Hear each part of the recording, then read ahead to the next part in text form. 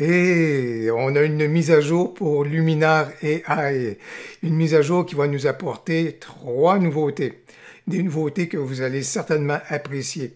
Mais si vous n'aimez pas le fait qu'on puisse changer un ciel, apporter des modifications à celui-ci, ben, ne regardez pas la vidéo d'aujourd'hui parce qu'il va en être beaucoup question. Et justement, l'une des 3 nouveautés, ben, c'est le fait que maintenant, les reflets sont tenus en ligne de compte lorsqu'on change le ciel.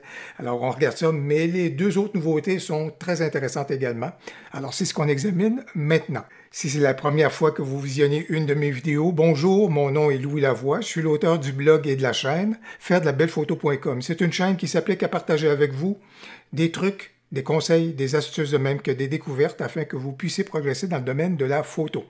Si vous aimez des vidéos comme celle-ci, n'hésitez donc pas à cliquer sur j'aime. N'hésitez surtout pas à vous abonner. Et je vois que vous vous intéressez aux retouches photo avec Luminar AI. Ben, ça tombe bien. J'ai justement plusieurs vidéos à vous proposer. Il y a une nouvelle mise à jour de Luminar AI qui est maintenant disponible. Et si jamais votre logiciel au démarrage ne vous propose pas cette mise à jour, vous pouvez toujours aller dans Luminar AI, juste ici dans le haut à gauche, aller dans l'aide, à propos de Luminar AI, et juste en dessous ici, vous retrouvez « Rechercher des mises à jour ». Cliquez là-dessus. Et ça va donc faire une recherche pour vous. Il est possible qu'il y ait peut-être un petit délai à ce moment-là si vous ne voyez pas une proposition pour ce qui est d'une mise à jour de Luminar AI. Toujours est-il, cette mise à jour-là va vous amener vers la version 1.2. Et à l'intérieur de cette version-là et de cette mise à jour-là, je viens juste de le signaler, il y a 3 nouveautés dont je veux vous faire part et que je pense que vous allez apprécier énormément. Juste avant qu'on bascule du côté des 3 nouveautés, parfois c'est moins spectaculaire, mais il faut toujours en prendre note. Vous voyez juste ici, avec la nouvelle version, voici des boîtiers qui ont fait leur apparition récemment sur le marché et qui sont maintenant donc supportés par le logiciel de retouche photo. Entre autres, on retrouve évidemment des nouveautés du côté de Canon, mais vous en voyez également du côté de Fuji, Leica, Olympus, etc., etc. Alors voilà donc évidemment du côté de Sony. Et autres éléments qui vont être appréciés à la fois par les gens qui sont du côté Canon ou encore du côté de Fuji, bien, vous voyez ici, il y a 2 types de fichiers maintenant qui sont également supportés donc par Luminar AI. Voilà donc pour des nouveautés qui sont davantage souterraines.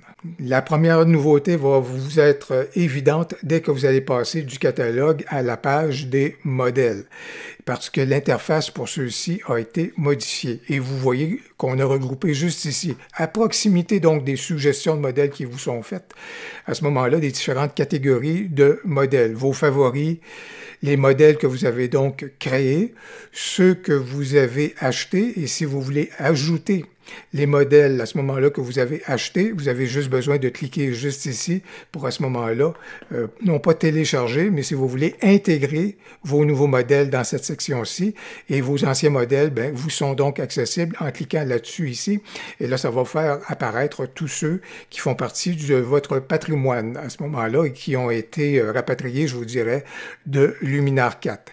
Et en cliquant là-dessus, bien, ça nous ramène donc à cette page-là. Je sais qu'il y en a plusieurs qui attendent de l'outil de bokeh, et je le mentionne tout de suite, Skylum nous a informé qu'il y en a encore pour quelques mois de travail au niveau de la disponibilité de cet outil-là. Donc, si cela ici, c'est la version 1.2, manifestement, peut-être que la version 1.3 à ce moment-là va comprendre l'outil de bokeh. Mais la deuxième nouveauté dont je voulais vous faire part, et j'ai vendu la mèche tout à l'heure, c'est la capacité, avec l'outil de ciel, de créer un reflet approprié au niveau de la surface de l'eau. Et vous allez voir, c'est impressionnant, et surtout, ce qui n'était pas attendu, c'est le nombre de curseurs et de fonctions que Skylum a rajouté à l'outil, parce que vous allez avoir des contrôles qui sont très pertinents, très intéressants. Et surtout, l'intelligence artificielle va tenir compte de la présence d'êtres humains au niveau des reflets. Parce que si un reflet s'applique de telle façon à la surface de l'eau, c'est pas la même façon au niveau de la peau d'un être humain qui serait donc dans la scène en question. Alors voilà donc un contrôle, des contrôles qui sont très intéressants, des avancées qui sont intéressante, je vous dirais. Et je précise également toutefois que les reflets qui sont créés vont être au niveau de la surface de l'eau. L'outil d'intelligence artificielle n'est pas en mesure encore de pouvoir intégrer des reflets au niveau des surfaces, d'autres surfaces réfléchissantes. On peut penser à des vitrines, par exemple, ou encore à des miroirs. Actuellement, donc, l'outil n'est pas en mesure de tenir compte de d'autres éléments que l'eau, mais par contre, Skylum travaille déjà à ces hypothèses-là. Lorsque j'ai ouvert l'outil de ciel pour la première fois, j'ai eu une immense pensée pour Michel. Michel qui avait partagé avec nous une belle astuce pour intégrer dans le menu déroulant, donc le Luminar AI, et surtout dans le menu alphabétique des ciels, une façon pour pouvoir intégrer nos ciels à l'intérieur de ce menu-là. Les ingénieurs de Skylum sont allés dans une autre direction, et à chaque mise à jour, des fois, ce qu'on peut faire dans une astuce qu'on a dans une version ne résiste parfois pas à une nouvelle version. Eh bien, dans ce cas ici, Skylum a revu complètement l'interface au niveau des ciels. Et non seulement du module, bien sûr, mais pour le choix de ciel. Et ce que vous remarquez juste ici, c'est que maintenant, on a une pellicule qui nous présente, si vous voulez, une petite photo ou une espèce de condensé des ciels qui sont disponibles. Toutefois, le travail que vous avez fait dans l'optique de l'astuce de Michel va peut-être résister dans une certaine mesure, parce que ici, par exemple, vous avez tous les répertoires que vous avez créés peut-être au niveau des ciels, vous allez les retrouver. En particulier, si vous avez fait appel à ces répertoires-là, le logiciel va donc en tenir compte et va donc recréer, si vous voulez, une arborescence ici des répertoires que vous avez. Et si vous cliquez sur un répertoire en question, encore là, avec le format de pellicule, vous retrouvez donc un feeling donc de ce ciel-là plutôt qu'un autre ciel. C'est très petit. Des fois, ça ne donne pas l'ensemble de l'œuvre, bien sûr, au niveau du ciel, mais à tout le moins, ça nous permet donc de pouvoir avoir et de rechercher des ciels de façon visuelle plutôt que strictement avec des titres de ciel. Alors voilà donc un changement au niveau de l'interface, mais maintenant, je vais donc choisir un ciel pour aller s'appliquer donc à ma scène. Et si j'ai choisi cette photo-ci, c'est d'une part, c'est parce que je retrouve plusieurs vagues dans ma photo, donc je vais voir de quelle façon le reflet va se créer. Et d'autre part, il y a des défis qui sont particuliers dans cette photo-ci parce que le bateau en arrière-plan, il n'est pas net. Et ça ici, au niveau du paysage également, au niveau du phare qui est là, si vous voulez, au niveau de la côte. Également, c'est un peu au loin. On a donc une brume de mer un tout petit peu qui vient s'appliquer donc au loin. Voilà donc autant d'éléments dont on va devoir tenir compte au niveau du remplacement du ciel et d'aménager l'ensemble de notre photo. J'ai donc choisi un ciel et voilà donc ce qui vient de s'appliquer de façon automatique, donc avec l'intelligence artificielle, avec l'outil donc dans Luminar AI.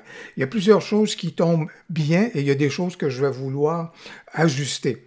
Lorsqu'on regarde tout cela, je vous dirais ce qui est vraiment intéressant puis ce qui m'impressionne beaucoup et c'est pour ça que entre autres que j'avais choisi ces photos-ci, c'est que le ciel vient s'appliquer au travers des éléments. Au niveau de la planche à voile, la voile ici, au niveau de la planche à voile, c'est bien intéressant lorsqu'on regarde le tout, et je vais zoomer un tout petit peu pour que vous puissiez le voir également. Mais lorsqu'on regarde tout cela, je vous dirais que c'est intéressant de voir comment le ciel est venu se placer justement en arrière-plan. Il y a un truc que j'ai découvert dans cette version-ci, c'est que le temps que le logiciel travaille, si ça peut vous donner un indice, des fois quand vous trouvez qu'il réagit plus ou moins rapidement, juste ici dans le haut, là, avec le logo de Luminar, il devient comme illuminé et on voit de la lumière balayer le logo. Ça vient indiquer qu'il est en train de travailler. D'ailleurs, vous le remarquez dans le haut à droite pendant que je viens de faire ça. Mais quand je regarde ici au niveau des éléments, vous voyez comment le ciel est venu se placer là, de façon impeccable là, au travers des éléments juste ici. C'est vraiment quelque chose qui est bien intéressant. Je vais revenir. Là, il y a des reflets qui ont été créés et si vous voulez les voir, vous avez un curseur qui a donc fait son apparition juste ici au niveau de quantité de reflets. Alors, l'intelligence artificielle a opéré, mais vous allez ici déterminer quelle est la quantité de reflets. Est-ce que vous voulez augmenter celle-ci? Évidemment, la tentation est toujours assez grande d'augmenter beaucoup les reflets sur l'eau, mais pour le moment, je vais le laisser à cela ici. Je vous dirais dans les éléments dans les nouveautés qui peuvent être très pertinentes, il y a cet élément-ci qui est au niveau de la rotation. Et ça, c'est intéressant parce que des fois, quand je fais mes photos de planche à voile, mon horizon, non seulement est là, mais volontairement, des fois, je suis vraiment en oblique au niveau de mes photos de planche à voile. Alors, si jamais je remplace un ciel et avec, justement, en oblique, ben, j'ai maintenant la possibilité, avec la rotation juste ici, de donner un angle à mon nouveau ciel à ce moment-là, pour que, à ce moment, et que, évidemment, ça puisse être donc réaliste. Voilà donc quelque chose qui est intéressant. L'autre élément que vous avez juste ici, rééclairage de la scène, vous avez des contrôles juste ici maintenant au niveau de l'intelligence artificielle, au niveau des êtres humains. Et ça va vous permettre justement, si vous aviez une personne vous aviez le visage d'une personne à proximité de l'eau, il y a donc un reflet qui est là, que vous êtes capable donc à ce moment-là de revenir retravailler l'éclairage au niveau de votre scène, justement, si jamais il y a de la peau et qu'il y a un reflet qui se loge sur la peau, mais qui est pas si pertinent que cela, bien ça ici, ça va être des contrôles qui vont vous permettre d'affiner justement votre reflet. Évidemment, quand je regarde tout ça ici, si je me tourne à nouveau vers ma photo, je vais faire quelque chose juste ici parce qu'il y a un coucher de soleil qui est là et vous pouvez constater, et là je vais augmenter les reflets, comme ça vous allez vraiment pouvoir voir la présence du reflet qui a été créé, et comme vous pouvez constater, là je l'ai mis à 100%. C'est vraiment démesuré, là, soyez sans crainte, ça ne restera pas à cela, mais comme vous pouvez voir, justement, ça tient bien compte effectivement de tout le côté doré dans le soleil, dans le ciel, pardon, évidemment le reflet au niveau de l'eau. Ça, c'est tout à fait correct. Je vais ramener cela ici parce que c'est beaucoup trop prononcé. Et je vais faire quelque chose juste ici. Je pense que ça serait beaucoup plus judicieux si je décalais mon ciel pour placer le soleil qui se couche derrière mon planchiste. Alors, je vais l'amener à peu près juste là. Et ce qui est vraiment intéressant, comme vous avez pu le constater, et vous le constatez peut-être pas, mais le reflet, lui, s'est déplacé au niveau de l'eau, selon là où est-ce que je venais de localiser celui-ci. Et si je fais juste le déplacer un tout petit peu, ben à ce moment-là, vous voyez que le reflet, maintenant, vient de s'appliquer sur la planche du planchiste, juste là. À ce moment-là, je pense que c'est quelque chose qui est bien intéressant. Au niveau de mon ciel, je vais apporter des ajustements dans ce cas ici parce qu'il est assez précis. Or, ça, c'est pas, comme je vous dis, c'est pas réel, bien sûr, c'est pas possible. Parce que si mon arrière-plan juste ici, vous regardez à gauche, au niveau donc du phare et de la côte juste ici, ben si c'est un peu, ça peut pas être. Le ciel ne peut pas être précis alors que cet objet-ci est un peu flou, je vous dirais. C'est pour ça que ce que je vais faire, c'est que je vais défocaliser le ciel, bien sûr. À ce moment-là, je vais amener de la défocalisation. Et je vous dirais que j'ai la possibilité ici d'apporter de la brume atmosphérique, absolument. Je vais en apporter au niveau de mon ciel parce que, comme je le disais, si la côte... Il y a une espèce de brume de mer au niveau de la côte. Juste ici, bien, mon ciel ne peut pas, lui, être plus précis que la côte juste là. C'est pour ça que je vais apporter une correction, donc, à ce niveau-là. Alors, au niveau de mon remplacement du ciel, avec les ajustements que je viens de faire, bien, ça m'apparaît tout à fait correct. Et je vais donc profiter aussi d'une autre fonction dans Luminar AI, qui est au niveau, donc, de la météo. Je vais donc refermer mon ciel. Et je vais profiter juste ici de l'atmosphère. Au niveau du brouillard, je vais donc apporter donc un certain montant de brouillard justement sur l'ensemble donc de ma scène, justement pour aller dans l'optique donc de la brume de mer qui est là. Je vais donc en rajouter. Et je vais peut-être même en rajouter encore un petit peu plus si vous voulez, pour aller dans le sens effectivement de la brume de mer qui venait affecter ma côte juste là. Alors, je vous dirais qu'au niveau donc du remplacement du ciel, pour illustrer, si vous voulez, cette deuxième nouveauté-là, comme vous avez pu le constater, et avec un montant de reflets là, que j'ai laissé à ce que le logiciel m'avait proposé, ben voilà donc d'où on est parti, et voilà donc où est-ce qu'on est rendu avec notre photo, justement grâce à cette deuxième nouveauté-là. Et j'en ai une troisième également à vous proposer. La dernière nouveauté, c'est au niveau donc de l'outil texture et avec les modifications qui ont été faites et les ajouts de fonctionnalités dans texture, vient également le fait que dorénavant Luminar AI supporte les fichiers PNG et les fichiers PNG qui ont une transparence. Voilà que vous allez bien apprécier la chose parce qu'en particulier ceux qui ont un logo qu'ils aimeraient bien ou encore une signature qu'ils aimeraient bien apposer à leur photo, bien, vous allez bien apprécier le fait de supporter justement les fichiers PNG avec transparence parce qu'assez souvent nos logos ou encore nos signatures se retrouvent dans ce format-là. Et la nouvelle fonctionnalité donc dans l'outil de texture, c'est placer texture juste ici dans le fond, ça devient un outil de transformation. Transformation donc qui nous permet donc de réduire, retravailler et facilement repositionner à ce moment-là notre texture donc ou encore le fichier en question. Et voilà. Et non seulement je suis capable de localiser celui-ci à cet endroit-là, mais maintenant je suis aussi capable de travailler donc sur l'opacité donc de ma signature pour trouver quelque chose qui sera donc assez judicieux. Je peux refermer donc cet élément-là et juste à ce moment-là travailler au niveau donc du rendu de ma photo.